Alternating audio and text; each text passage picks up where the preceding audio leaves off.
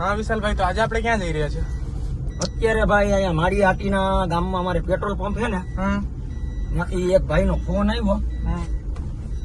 અહીંયા કાલની એક ગાય બેહી ગઈ છે, ઊભી નથી થઈ શકતી.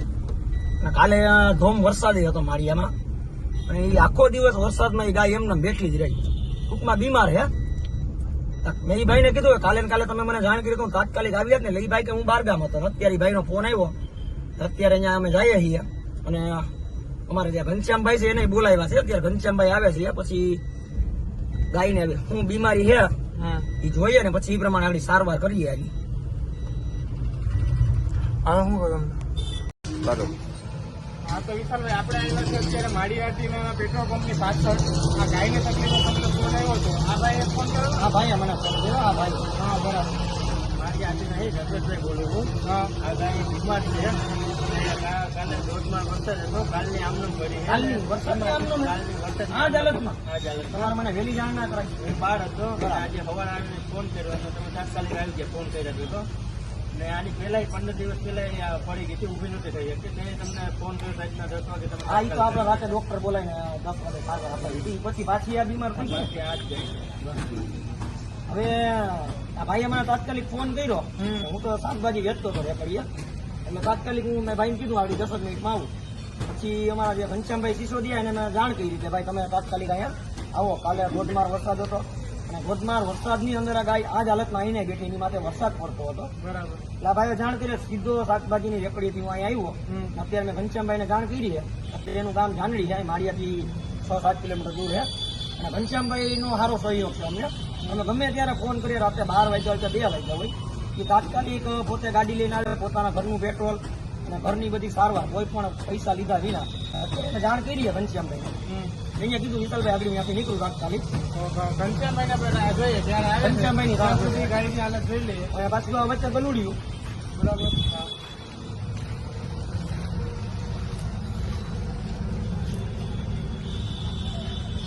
તો મિત્રો ઘનશ્યામભાઈ આવી ગયા છે, આપણે ફોન કર્યો હતો એમને.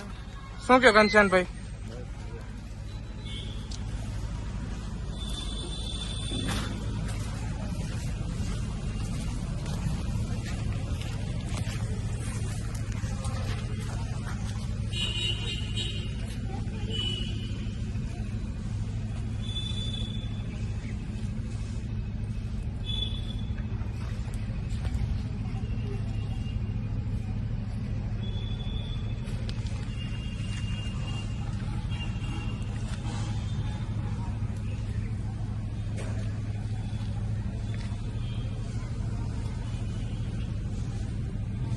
ક્યારની બેઠેલી?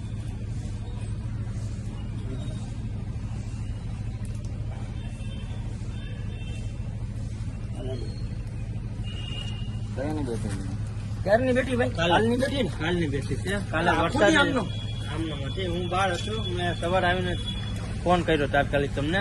તમે તાત્કાલિક આવી ગયા અહીંયા. કાલની બેઠી ને? કાલની આમ વરસાદ જ હતો ને, આમ જ બેઠી હતી. તો ચાલુ વરસાદે, આવા ધોધમાર વરસાદે નીચે આ ગાય આમ નામ બેઠી હતી.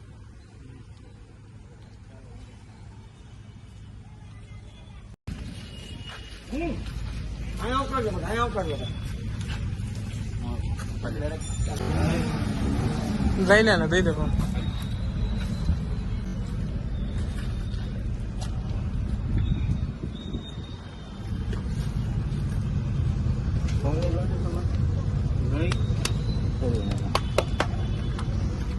બાટલા ચડવા પડશે ને? ના, એવું જરૂર પડે તો.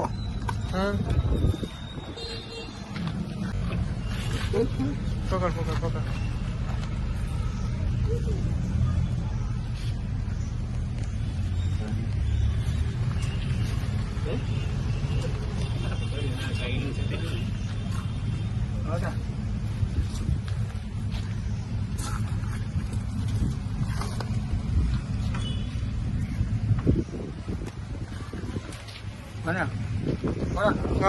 ટ્યુબ માંડો ઘણામાં નહીં માંડવા. ટ્યુબ માંડો ભાઈ.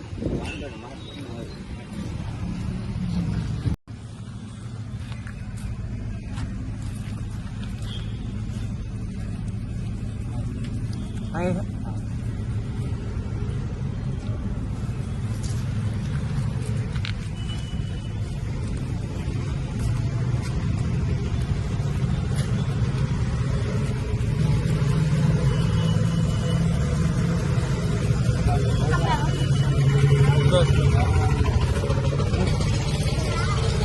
કાલે એવું લાગે ને એવું લાગે ને તો કાલ કા થઈ જાય બાટલા ચડાવી દઈએ અત્યારે આપણે ઇન્જેક્શન ની આપ્યા ને બપોર સુધી તો કમ્પ્લીટ થઈ જાય ન થાય તો ની વાત છે બાકી બાટલા ચડાવવા જો ને આ ઘનશ્યામભાઈ અમારા ત્રણેય અમે હું રાવતભાઈ ઘનશ્યામભાઈ અમારા ત્રણેયની ટીમ છે કોઈ પણ જગ્યાએ ગાય હોય નંદી હોય શ્વાન હોય બિલાડી હોય પક્ષી હોય એટલે બને ને એટલી અમે એને સારવાર આપીએ છીએ ઘનશ્યામભાઈ છે ને એને અમે ગમે ત્યારે બોલાવીએ દિવસ હોય કે રાત હોય તરત જ એમરજન્સીમાં આવી ક્યાંય પણ આ નિરાધાર અબોલ જીવ હોય તો એ તરત જ સારવાર માટે આવે